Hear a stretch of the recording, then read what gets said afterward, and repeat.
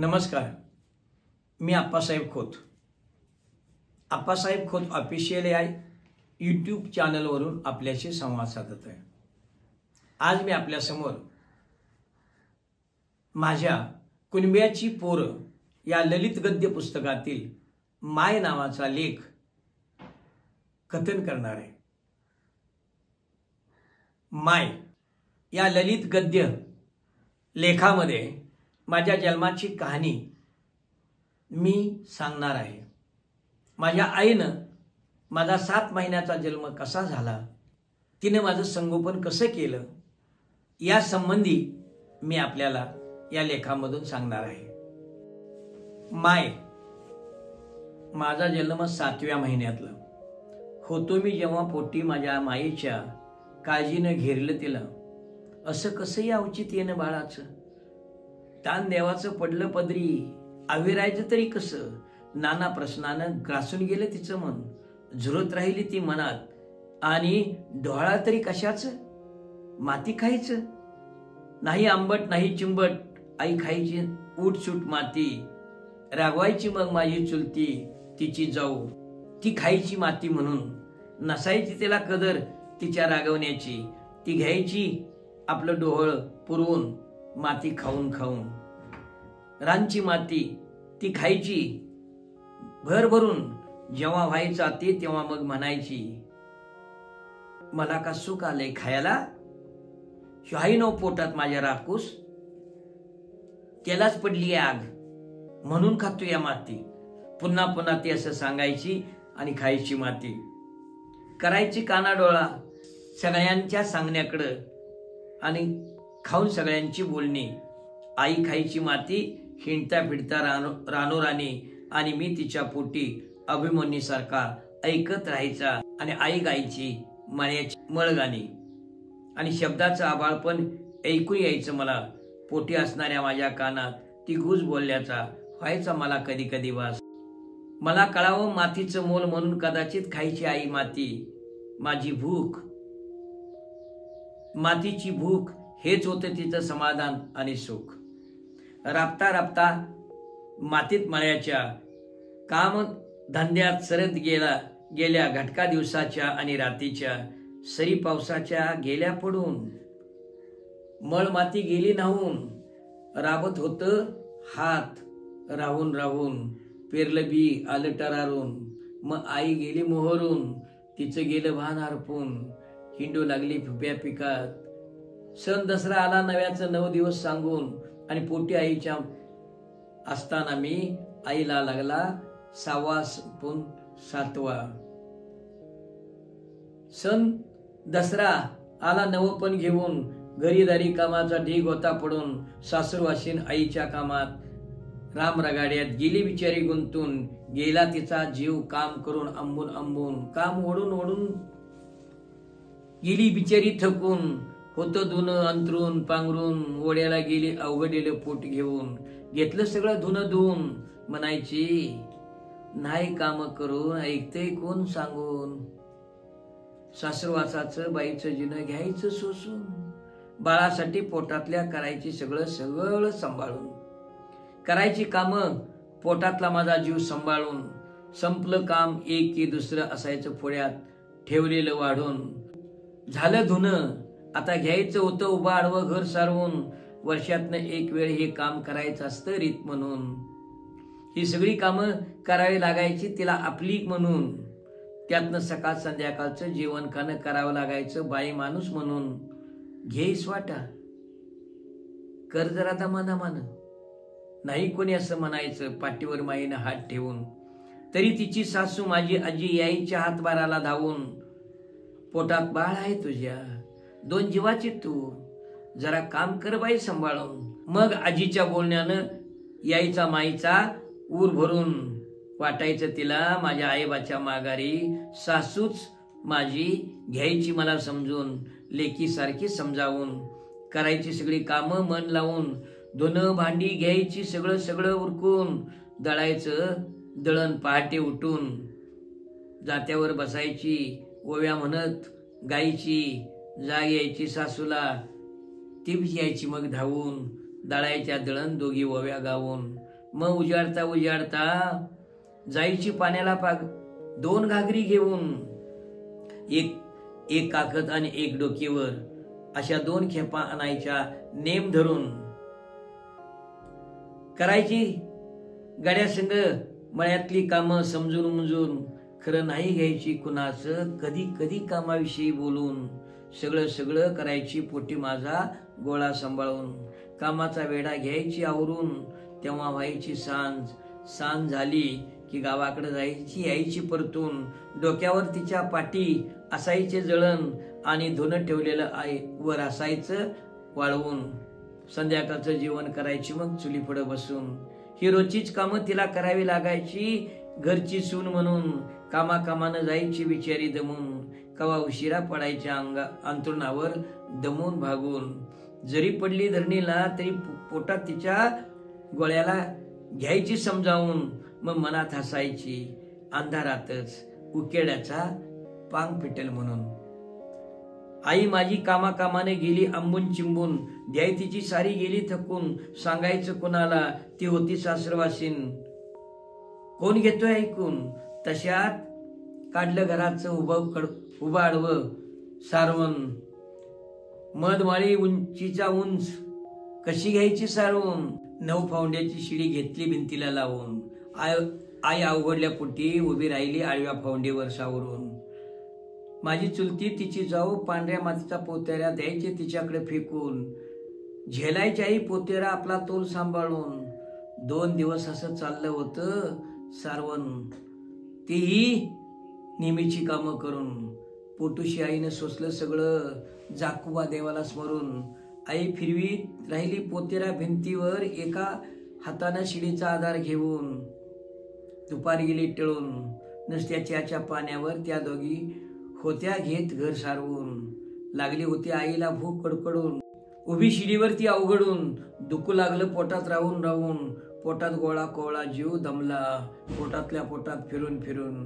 आई उपाशी, बाळ उपाशी, बघावं का सासूबाईला सांगून. घेतलं तिनं मनात, टाकलं ठरवून. खरं तशी वेळ नाही आली तिच्यावर, काळ वेळ बघून. तिची सासू अंतरीची शानी म्हणून, काळ येळ हाय काय ग, कसलं काम म्हणायचे, घ्या की थोडं खाऊन. तुमचं काम थांबवून गेली होती दुपार टळून. घेतला आईनं 2 घास खाऊन. पुसला घाम हाती पदर घेऊन. गोळा पोटचा तिच्या दमला होता फिरून. मग तोही गेला तिच्यासारखा समाधानी होऊन आणि सुखावून. त्या रात्री मध्यान्ह वेळी ती जागी झाली दचकून. पोटी गोळा लागला फिरायला अधून मधून. उठून बसली माय अंधार धरून. दमचाक झाली पोटावर हात फिरवून. तशात पाठ झाली आलं तिला कळून. कुठली कळा सोसत घेतलं 1.5 पहिली दळून. पुन्हा चूल पेटवून सगळा स्वयंपाक घेतला करून. दुखत होतं पोटी अधून मधून, कामाधंद्यानं असलं दुखत म्हणून गप राहिली मनाची समजूत घालून. कामाने गेली आंबून चिंबून, सारी ध्येय तिची गेली थकून. हिंडता फिरता यायच्या काळात तरी तिने घेतलं समजावून. जसं दुखू लागलं ओटी पोटी तशी ती गेली हादरून. सांगावं तरी कोणाला अशा असं हाय म्हणून. दाताखाली ओठ धरून सोसली आणि सोसत राहिली मन घट करून. दसरा सण 9 दिवस आला एकामागून एक रात्र जाऊन. मग 1, 2, 3 असे दिवस गेलं तिनं घेतलं मोजून. दिवस आला जागरणाचा, आली पाठ ओलांडून. त्या आदल्या रात्री तिनं रात्र काढली होती जागून तळमळून. आरवला कोंबडा झाली पाठ, उठली काळा सोसून. बसली जात्यावर तशातही 1.5 पहिली दळून. आणि पीठ भरता येईना. उठताना पायात गोळ येऊ लागलं. आलं पायात गोळ भरून. तशात झाड लोट घेतली करून. सूर्यनारायण आला वरती उगवून. पडली त्या पाया सूर्यनारायणाच्या, तोंड उगवती बाजूला करून.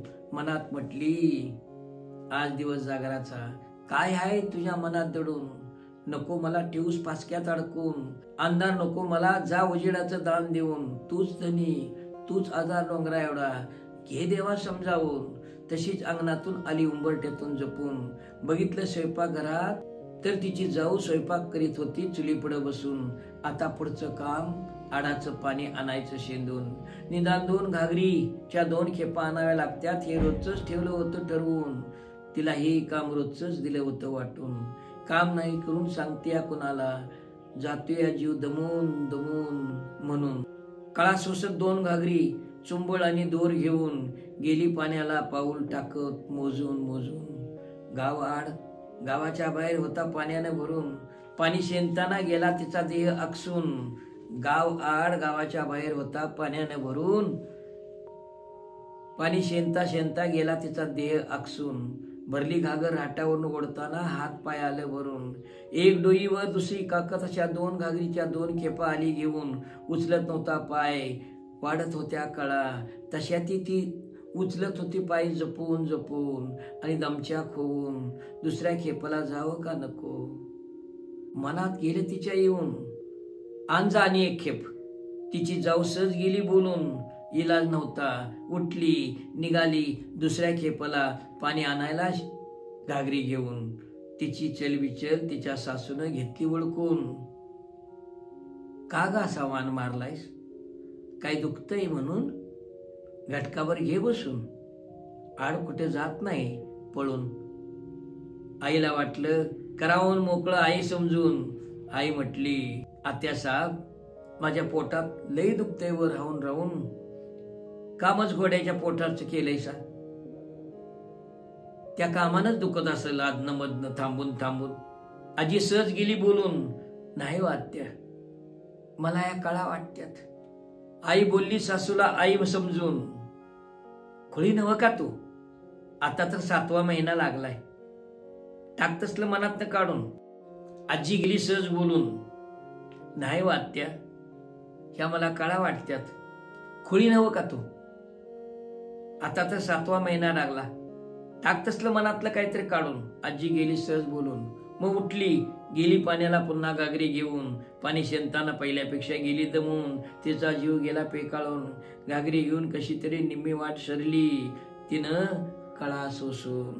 घराजवळच्या पड्यात येताना दमचाक झाली. विसासाठी घागरीचं ओझं सांभाळत उभे राहिली डोळे झाकून. पाऊल उचलना, वाढत वाढत वाढत गेल्या कळा आतून. दाटून आला गळा करीत देवाचा धावा, तशा ती हळूहळू एक पाऊल टाकत आली दारी कोमेजून. तिची घालमेल ओळखून आजी आली धावून. घागरी अंगणात घेतल्या उतरून. आली चुलती कालवा ऐकून. दोघींनी आईला मज घरात आणली धरून. अवचित सगळं गेलं घडून. आजीने फिरवला मायेनं हात पाठीवरून. डोंगरा एवढा आधारानं आईला आलं भरून. कळा सोसायचं बळ गेलं मिळून. देवाला धावून माझ्या जन्मानं पदरी आईच्या फळ पडलं. जागराच्या दिवशी देव गेला दान देऊन. माझा जन्म 7व्या महिन्याचा, दसऱ्यातील जागराचा.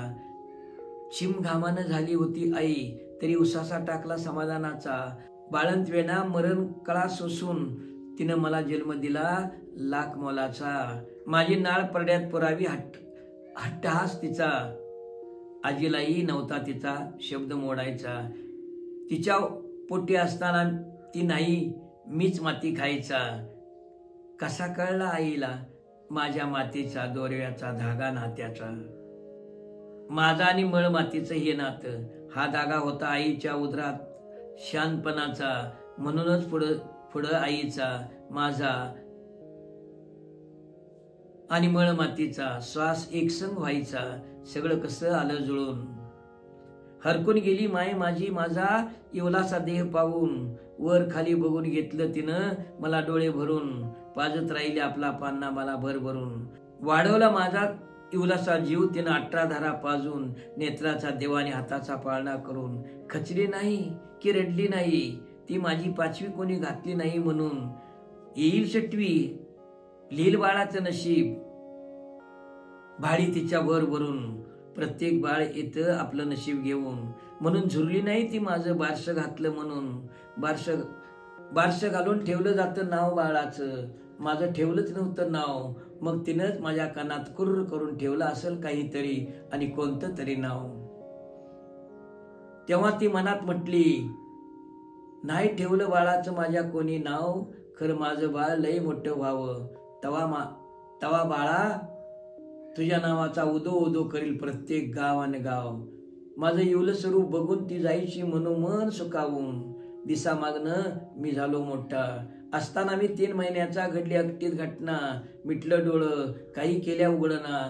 कशाच्या तापानं मिटलं कुणाला ठावक. रडून रडून आईच बी गेलं डोळं सुजून. करू लागली देवाचा दावा करीत होती ती घरगुती उपाय नाना.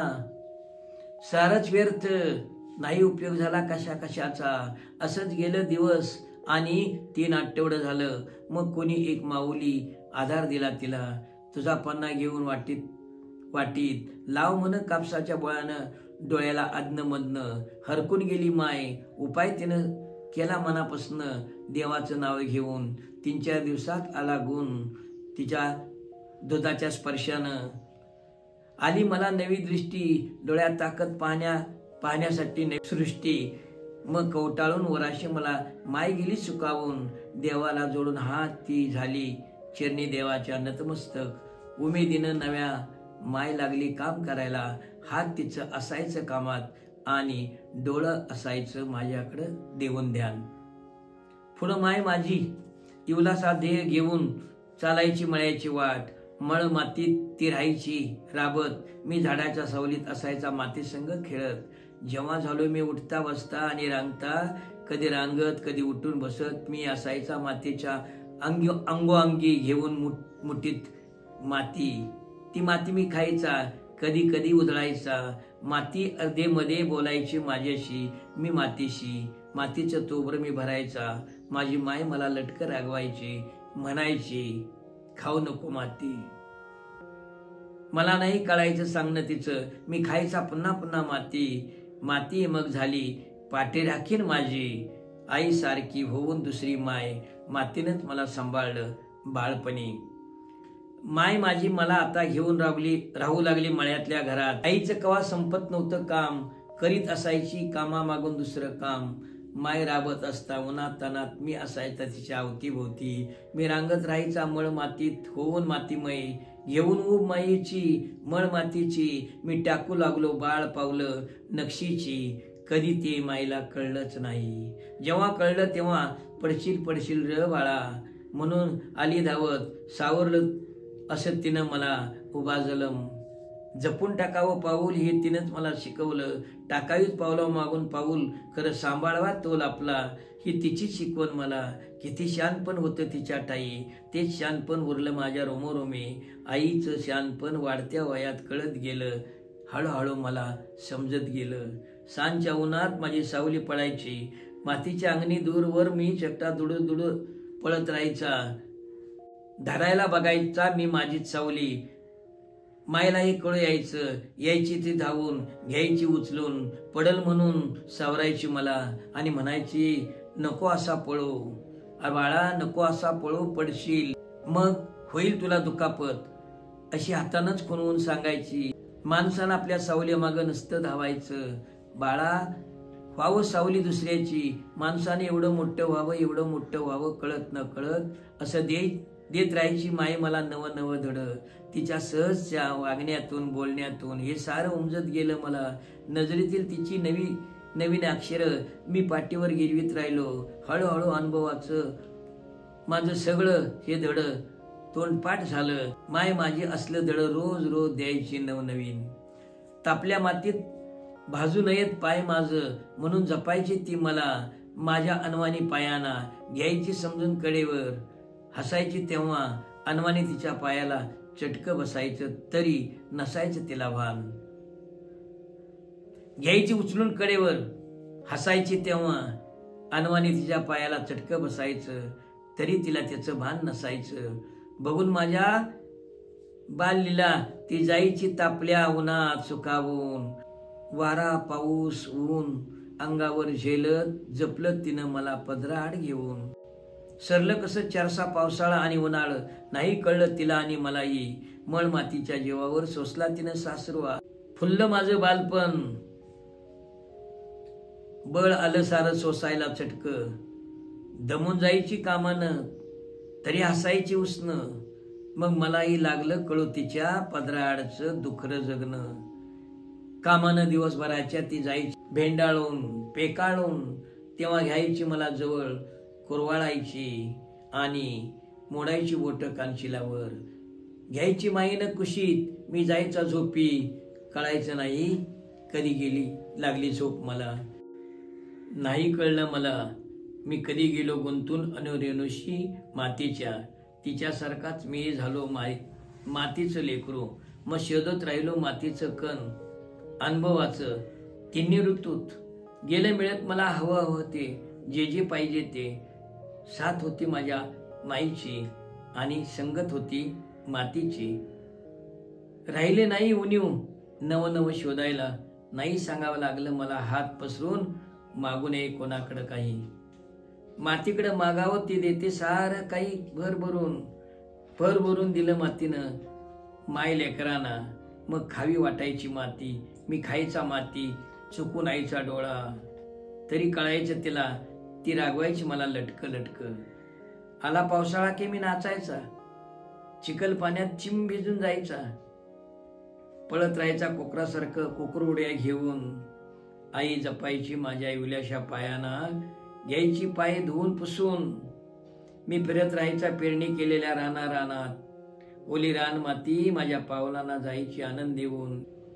पेरलेल्या रानातला आलेला उगून दाना डोलायचा वाऱ्यावर त्याचं अंकुर. न दुखावता चालायचा भरल्या अंकुराच्या रानात मी लावायचा जीव आईसारखाच त्या कोवळ्या अंकुरांना. आई कुरवाळत राहायची त्या कोवळ्या अंकुरांना जीव लावून.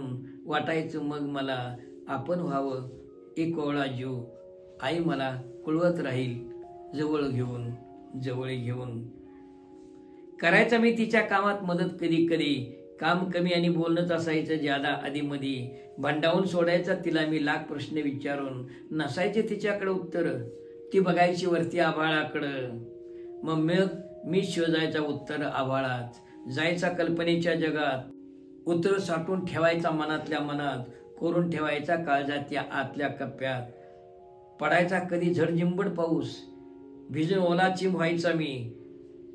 नाही जाऊ द्यायचा मी असली संधी, पायानं पाणी करायचं गुदुगल्या मी. मग सुटायचा हसत रानोमाळ, नसायची त्या हसत पळण्याला वेळ आणि काळ. आई यायची द्यायची नवा धडा बघून काळ वेळ. म्हणायची जपाव झाडाना झुडाला, मातीला उभ्या पिकाला आणि आपल्या जीवाला.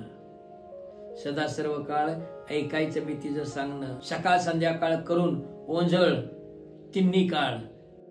माती आपली आई, आपण तिची लेकर, म्हणून जपावं तिला. राहून सारखं सांगायची मला, बाळा मातीसाठी जगावं आणि मातीसाठी मरावं. आई मला मातीचं मोठेपण सांगायची. पुन्हा जन्म घ्यावा तिच्या पोटी, बाळा न सोडावी जगराटी. तवा संगत करावी चांगल्याची, शिकून व्हावं शान लय मोठं. चांगलं शिकलेलं वाया जात नाही कधी. बी पेरावं लागतं म्हणजे उगवण चांगली होती. फळ कोणी खावं याला महत्व नसतं, झाड लावणं महत्वाचं असतं. आई द्याची नव धड. तवा भरल्या तिन्ही सांजला आई म्हणायची. अशा वेळी लक्ष्मी येते, करून वाकडी वाट आपल्या घरी. असावं देवादेखावर ध्यान, म्हणून मला ती सांगायची समजावून नीट. तेव्हा मी सांगायचा गमती जमती.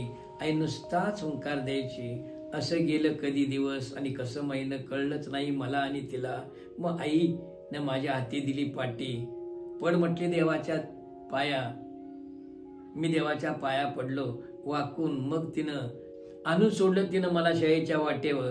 मला दिलं मुठीत गाजर आणि खिशात चड्डीच्या 4-6 धन. म्हटली हे धन जपून ठेव, जलंबर पुरून उरल एवढं धन तुझ्या पदरात पडल. शिकून मोठं व्हावं तिनं मला कानमंत्र दिला. दप्तर घेऊन सोबतीला कानमंत्रानं तिच्या बळ दिलं माझ्या अक्षराला. आणि उरात मी मंत्र जपला. घडत गेलो वाढत गेलो, बळ तिच्या छन्नी हातोड्यानं मला दिलं. आई माझी म्हणायची, बाईचा जलम चुलीतल्या जळत्या लाकडासारखा. त्या लाकडानं चुलीला जळावं आणि मग तिच्या मनाची समजूत तीच घालायची. दोष कोणाला नाही द्यायचा, तीच म्हणायची. असंच दिवस जातील, राहत नाहीत वस्तीला, उकळण्याचं बी पांग फिटल असं तिचं मत असायचं. गाव सोसायचं, कुठून यायचं तिला बळ, ते देवच जाणं. प्रत्येक दिवसाची ती सोसत राहिली गावावर गाव, तरी नाही मागं हटली. कायम ठेवली तिने पेटती चूल, करून गाडीभर काम नाही कधी ती थकायची. वागीन होती ती कामाला, घराचं घरपण जपण्याला. दातीचं बळ यायचं तिच्या हाताला, मळ मातीची असावी पुण्याई वाटायचं माझ्या मनाला. नेम कधी तिचा चुकला नाही पहाटे दळण्याचा, राखीलच्या चिमणीच्या मिनमिनत्या उजेडात गात राहायची ओवी आणि दळत राहायची जोंधळ. काल घडलेल्या कामाचं ती बोलत राहायची ओवी म्हणून. कधी राग करायची, कधी सगळ्यांचं गुण गायची. आणि मग दळण झालं की मिनमिनत्या उजेडात घ्यायची पदरानं घाम पुसून आणि पुन्हा एकदा घ्यायची मुखात राम नाम जपून. उठता बसता घ्यायची देवाचं नाव आणि करत राहायची कामं. कधी नसायचं तिखट, कधी नसायचं पीठ, तर आहे त्यात सगळंच करायची नीट. हाताला तिच्या चव अमृताची, भरल्या मनाने ती सर्वांना खाऊ घालायची. निकाऱ्याला चुलीच्या भाकरी फुगून यायची तिच्या कष्टाची. आई माझी चुलीतल्या निकाऱ्यासारखी जळती राहिली आणि फुलती राहिली. परवा नाही केली तिनं जळत्या आणि जळणाऱ्या नजरांची. गाडी ओढत राहिली संसाराची, खरकट पाणी सुद्धा ती नाही वाया घालवू द्यायची. ते पाणी दारीच्या शेवग्याला घालायची. एकटी कधीच नाही जेवायची, घासभर दुसऱ्याच्या मुखात घालायची आणि मगच ती तृप्त व्हायची. आया वाया तिला शोधत यायच्या उन्हातानात. पेलाभर ताक, तांब्यावर पाणी आई घालायची त्यांच्या मुखात. लय वर्षामागच आया वाया बोलत राहायच्या, साऱ्याच तशा होत्या. कोण होतं वजाबाकीत तर कोण होतं बिरजत. जमत होत्या साऱ्या जणी आईसारखंच गोळाबिरीज करून. द्यायच्या दुवा जाताना व्हायच्या नजरेआड हात पालवत पालवत. मग आईच बसायची दिवस मोजत. जायचा दिवस तिच्या कामाच्या रामरागाड्यात. रात्र तिला खायला उठायची, ती मध्येच कधी कधी जागी व्हायची. कोंबड्यानं बांग द्यावी म्हणून वाट बघायची. वाईट वंगळ स्वप्न तिला पडायची. ती स्वप्नांची रांगच्या रांग मला सांगायची. मग तीच स्वप्नांची गणित सोडवायची. म्हणायची स्वप्न खरी होत्यात बाळा, लवकरात लवकर पांग फिटेल आपला. ती पुन्हा पुन्हा मला सांगायची, जरा थांब बघ मनासारखं होतंय का नाही. ही तिची खात्री असायची. बघता बघता दिवस कसं संपून गेलं कळलं नाही. आज तिचं सांगणं आठवून होतोय मी मुका. पाठीमागं वळून बघताना पाहतोय मी तिला. दिसतात मला जशाच्या तशा खून ताज्या ताज्या. सारच गेले तिच्या बरोबर.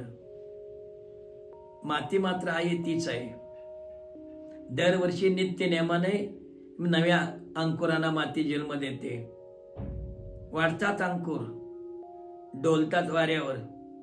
ऊन वारा पाऊस त्या अंकुरांना देतो उभारी आणि माती देते बळ.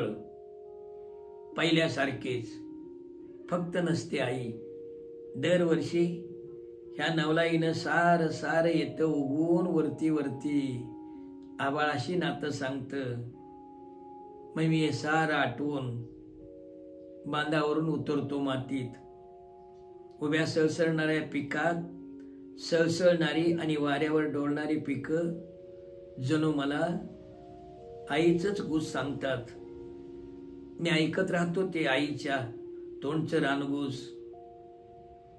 भरल्या मनानं तिला तिच्या खऱ्या झालेल्या स्वप्नांचं. आई म्हणायची, दिस काय बाळा भाकरी बांधून वस्तीला राहत नाहीत. हे बी दिवस जातील, सुखाचे दिवस येतील. आईनं भविष्य पेरलं होतं माझ्या नशिबात. तिचं सगळं खरं झालं. आता सोन्याचे दिवस आलं. कर हे सोन्याचे दिवस पाहिला. आता आईला कुठं शोधायचं. सापडेल ती धन्यवाद.